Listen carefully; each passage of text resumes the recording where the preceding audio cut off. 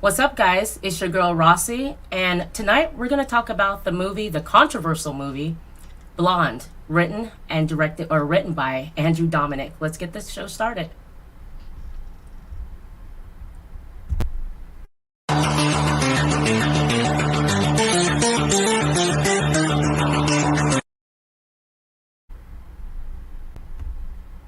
Okay, guys, it's your girl Rossie here, and tonight this is episode 2 of Rossie Talks, movies, TV, and everything in between.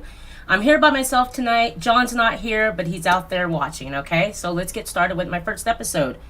We're going to talk about the movie Blonde, the movie about Marilyn Monroe. I'm going to read the synopsis. Blonde is an American biographical film written and directed by Andrew Dominic. It's based on the 2000 novel of the same name by Joyce Carol Oates. And guys, this film is it's fictional. There is some truth, but it's a fictional film. Let's see. Oh my gosh, guys, this movie was tragic. It was absolutely tragic. If you know Marilyn Monroe, anything about her, we all know that she had a really sad, tragic life, her upbringing, all of that. Okay, so we'll start with the beginning of the movie. I started the movie probably about 10 minutes in. I had to kind of lean back, take a break, pause it for a minute because it starts off really disturbing. So you have her mother, and her mother's name is, let's see, it's Pearl Baker. And she is disturbed, delusional. You start the film with her in the car with the young Marilyn at about 7 years old, and it's Marilyn's birthday. So her mother and her are driving in the car, and her mother lets her know, I got something special for you on your birthday. So they get home, and, Marilyn's really excited as a 9-year-old girl. Mommy, what did you get me? And it was a picture of her dad, who's supposed to be her dad, who Marilyn never knew about until this point when she was 7 years old. There was a picture that hung up in their bedroom, and what was really disturbing about it is, as the mother shows her the picture of her father, she wouldn't let the girl touch the picture. She was like, no, don't touch it. I don't want you to get your, get the picture dirty and whatnot. So starting with that, something's not right. Anyways, the father is supposed to be, from what the mother tells her, this big wig exec at the studios. And just to remind you, the film starts in 1933, okay? So Marilyn's she turned 7 years old.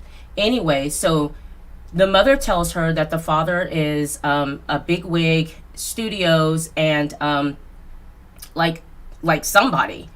And I don't remember hearing about him being a studio guy, a bigwig. I read a lot about Marilyn Monroe growing up, watched a lot of movies, documentaries. So some things in this movie, if you know about it, you just kind of, you got to know when Hollywood's doing Hollywood. And remember, the book is a fictional, kind of biographical, tale. Anyways, so, the film starts, the little girl and her mom, she has the birthday cake. She's really happy.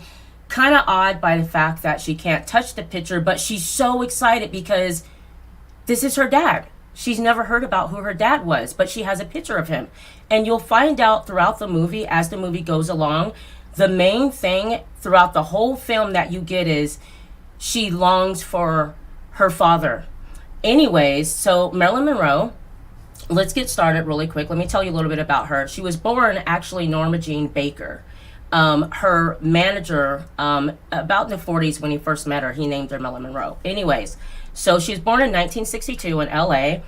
She died August 4th, 1962 in Brentwood. Marilyn was married about 3 times. In the film, it tells you about her 2 famous husbands, Arthur Miller, who was a big-time writer at the time, and of course, Joe DiMaggio, who was a huge baseball star. But there was a man that she was married to in about 1943. She was 16 years old. She ended up marrying her next door neighbor, who was a police officer at the time. I think he was 21 years old. But that's the first marriage that she ever had. Going back to her mother, guys, we're going to skip around a little bit. Going back to her mother's very disturbed. She has mental issues. In the film, it shows that there was a period in the film where her mother tried to drown her in a bathtub. Marilyn was able to get out of that bathtub. She runs next door to her neighbors and lets them know my mommy's sick. So the neighbors take her in. We don't know how long she was with the neighbors, but it seems like watching the movie, maybe for a few weeks. I think that she thought she was going to be able to live with the neighbors next door. Really sad part, though, is that there came a point where the lady next door, told her, your mother's well. You can go see her now. Because remember, mom, kind of lost it and was in a mental institution. So Marilyn's, like, she's well. And the lady's like, yes, I'm going to take you to go see her. So Marilyn's excited. She thinks she's going to go see her mom. You could tell that the little girl's a little apprehensive about it, but she's going to go be with her mother again. Come to find out, they end up taking her to an orphanage. And the scene is so sad because as they're riding up to the orphanage, you see the little girl looking out the window reading, that it is an orphanage and that's where she's going to be. So she's absolutely crying, and the lady's like, I'm sorry, Norma Jean, I can't be a mother to you, not right now. And it's just so sad. The little girl is just, Marilyn, Norma Jean, 7 years old, is just crying. And one thing that stuck out to me is she tells, the lady, I don't need to go to an orphanage. I'm not an orphan. I have a mother and father. So that's the movie's version. I believe in all actuality, from what I read, was that when Norma Jean was 2 weeks old, the mother had given her away to a Christian foster family that she lived with. There was times throughout the time that Marilyn was with her foster parents. Pearl Baker, who is Marilyn's mother, would try to kidnap her throughout those years to take her back from the foster family. She never did, but that I believe is what really happened. Okay. So anyways, we'll start the film. Marilyn, I think she's 16, 17. She starts doing modeling. About the famous, Playboy movie calendar that she was on. She was a beautiful girl, but her first actual film role was back in 1947. And I have notes here. It was a small part, and it was in a film called Dangerous Years. And it was actually, 1947, a small part. In the film, you see her, after she gets that part, or doing the modeling, there's a man that she's with who is kind of like her manager at the time. He ended up getting her a meeting with one of the big wigs in Hollywood. They refer to him as Mr. Z. I think he was actually is supposed to be Zanuck, one of the that was the head of 20th Century at the time. Anyways, guys, this is where the first real disturbing part of the film happens. Throughout Marilyn Monroe's life, we all know about the Me Too movement, and that's nothing new. It's been going on since the beginning of freaking Hollywood, and she was part of that. I mean, it happened to her. Her first role she got, she was assaulted by Mr. Z in the film. And, she went in there absolutely nervous, looking absolutely beautiful. And she goes in there, she's reading the script, and Mr. Z just kind of like, he's not listening to her. He's obviously observing her as a beautiful woman, and he assaults her. She leaves out of there. It's a brutal scene, guys. Like, she leaves out of there. She's obviously shaken up. The secretary of Mr. Z is sitting there. And I'm sure that apparently in real life, guys, what actually happened was everyone knew how the studio execs were. The women knew, the secretaries knew, they all knew that they would, force the women to sleep with them for parts. Anyways, the part that Marilyn Monroe was reading for, she didn't know she got it until she got a phone call saying she got the part. She didn't understand how she got the part because she was assaulted. She then realizes she got that part. And I believe that movie was all about Eve. So from there, her life starts as an actress, and it shows her in different films. Marilyn was very, very unstable. She suffered from endometriosis, which is a terrible, painful, like a pelvic disease. I wrote a little bit about it. Let me see that. It's let's see here. Give me a second here, because I want to give you guys the actual,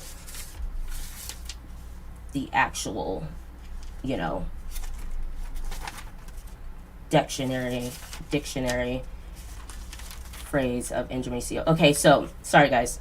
So endometriosis, it's a chronic disease. It affects every part of your body, and it affected every part of her life.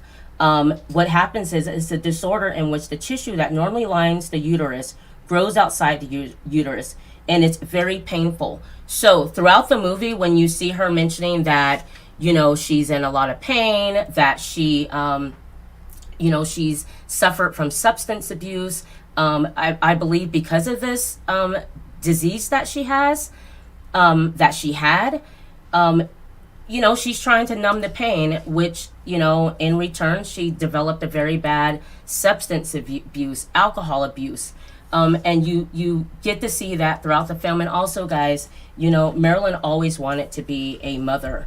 And because she has this debilitating disease, it affects your fertility. You can't have kids. There was a time when she got married to Arthur Miller. She did get pregnant by him. She lost the baby, which sent her further down a rabbit hole, and she was just spiraling absolutely out of control. Just a second, guys. Let me fix my camera here.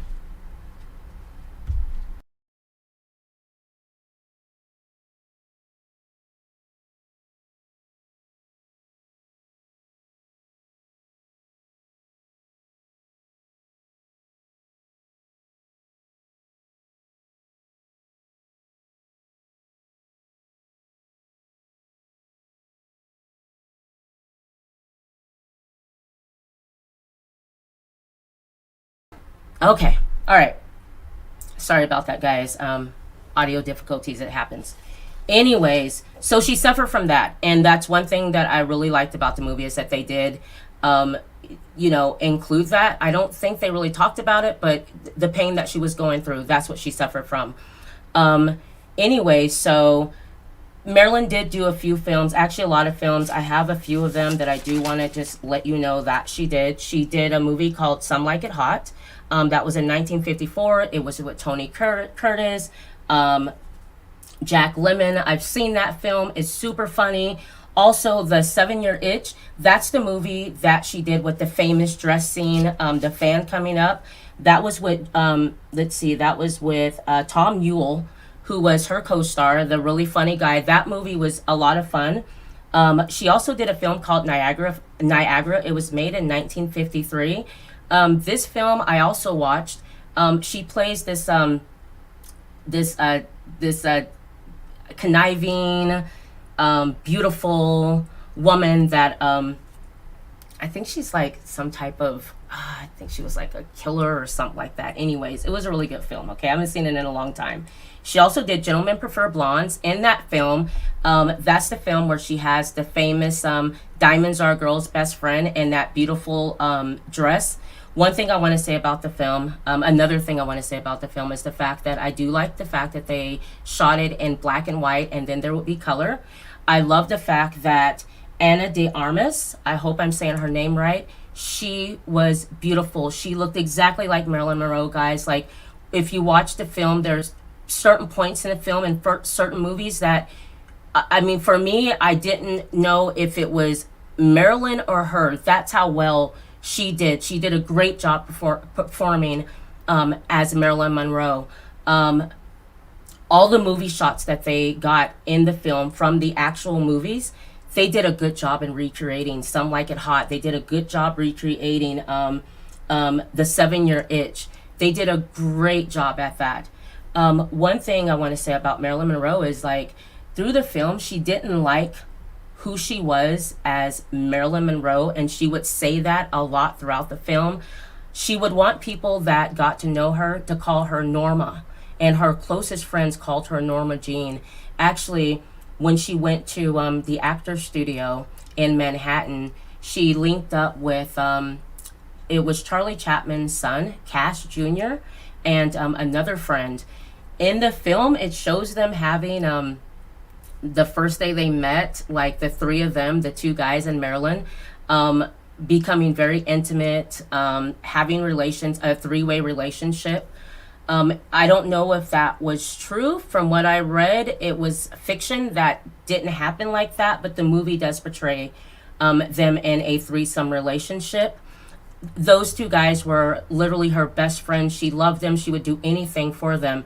The odd thing about it is that in real life, Marilyn was 27. I believe Chapman Jr., Cash Jr., was 19.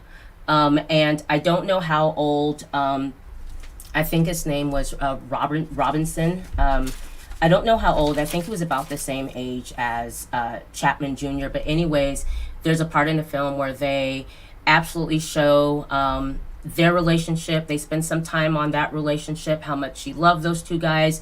There was a point where she ended up getting pregnant by one of them, and she tells them that she's excited about the baby.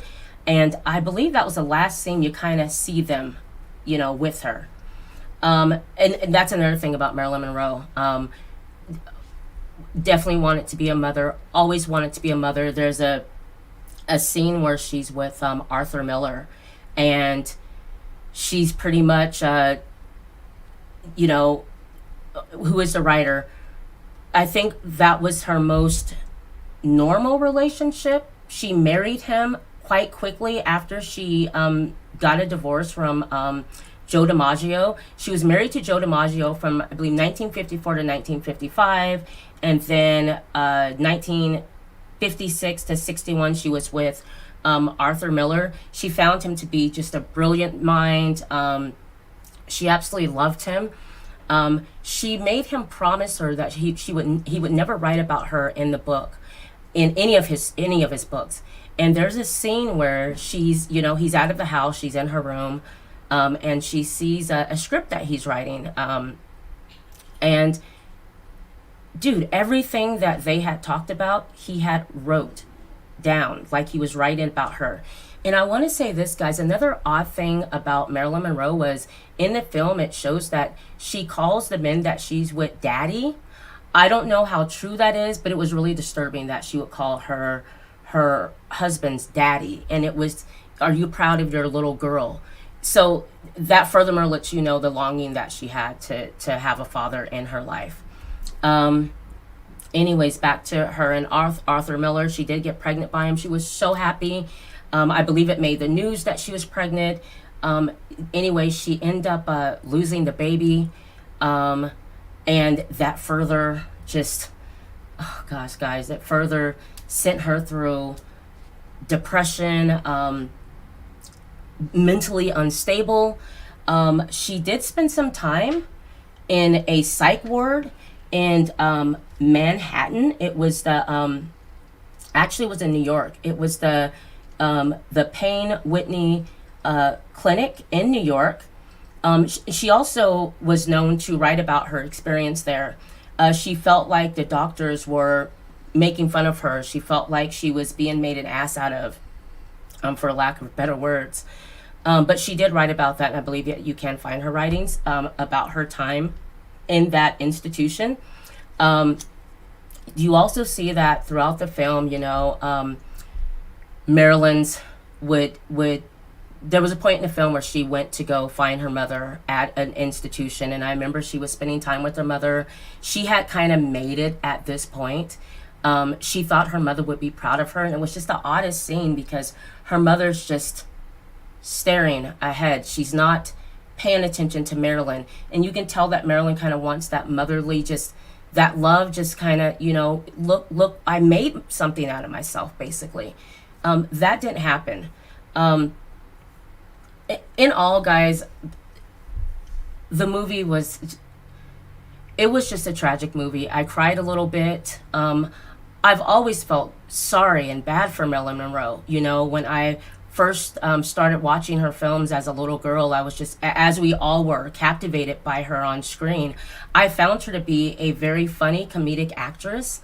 I know that she wanted to be a serious actress, and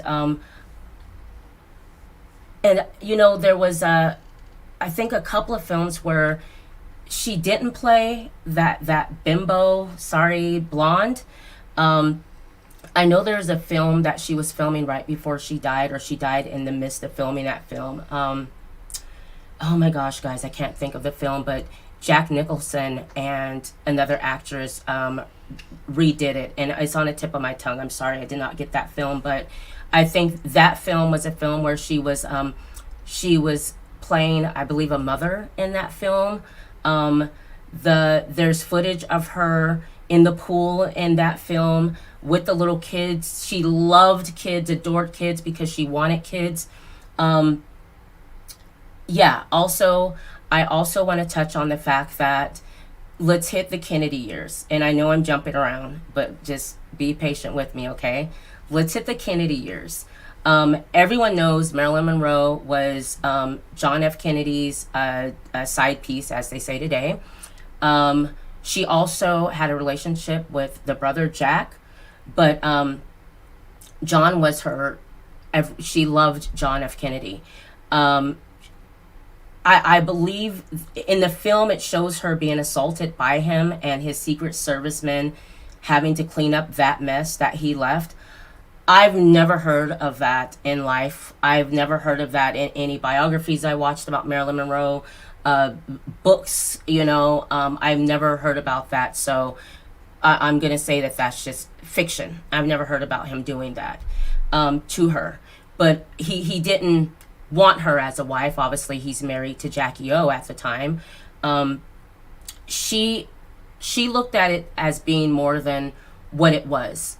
You know, because you have to remember, Marilyn just wants to be loved. She just wants to be comforted. She wants to be safe. You know, she wants that, and she wants that daddy. And in every relationship that she was in, it seems like that's what she wanted. And they never lasted. None of her relationships lasted because of her endometriosis. Forgive me.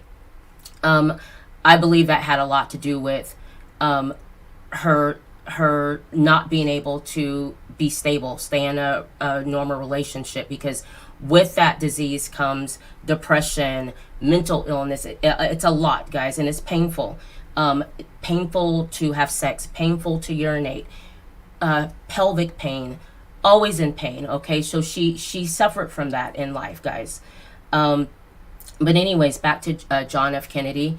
You know, one thing I don't remember seeing in the film is, you know, the famous happy birthday scene where she comes out to sing happy birthday to him, national TV, kind of putting it out there, that's her boo. And obviously that didn't last. There's many speculations about how she passed. The way that the movie did that, filmed that, I like the fact that they didn't show her taking pills. It's just she's in bed, she's on her phone, and she's gone, you know. Another odd thing I want to say about her whole like birthday, this is just a side note thing. How odd is it, guys, that like she was born like June 1st, 1926.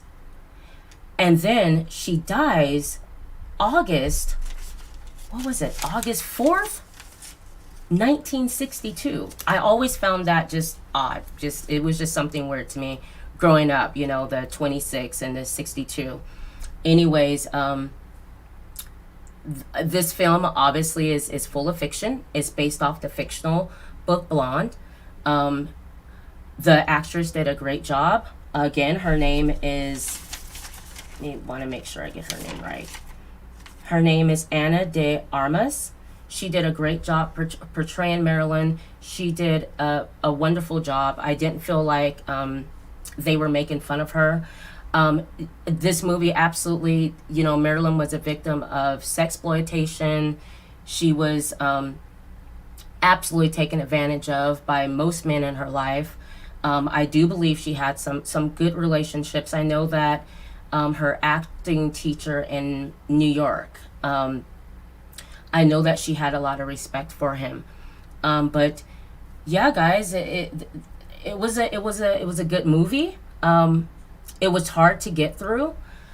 It was brutal at times. If you can't deal with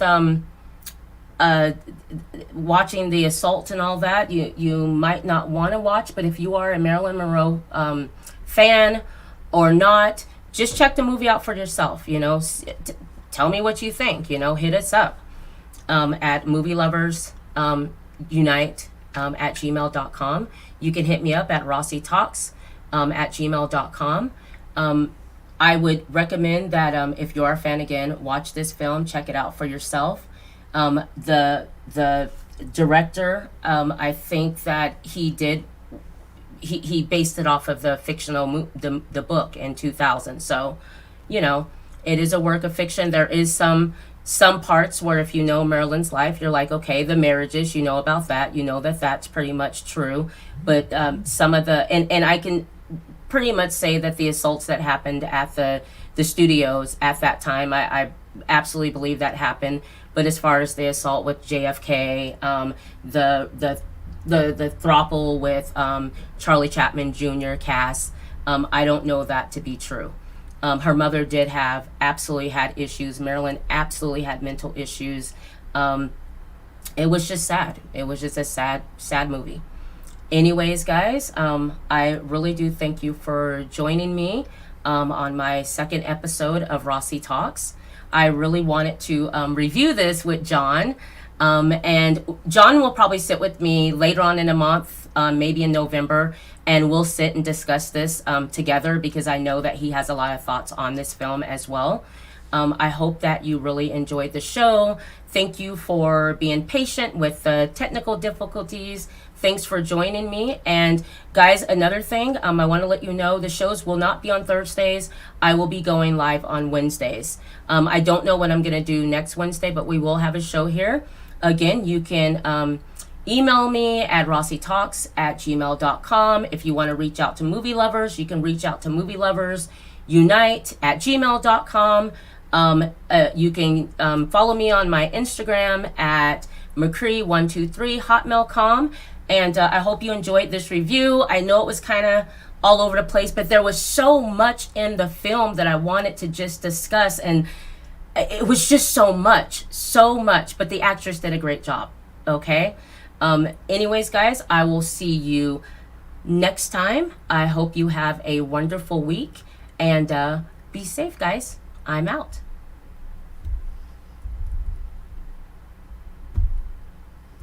Oh, shoot. Just a second, guys.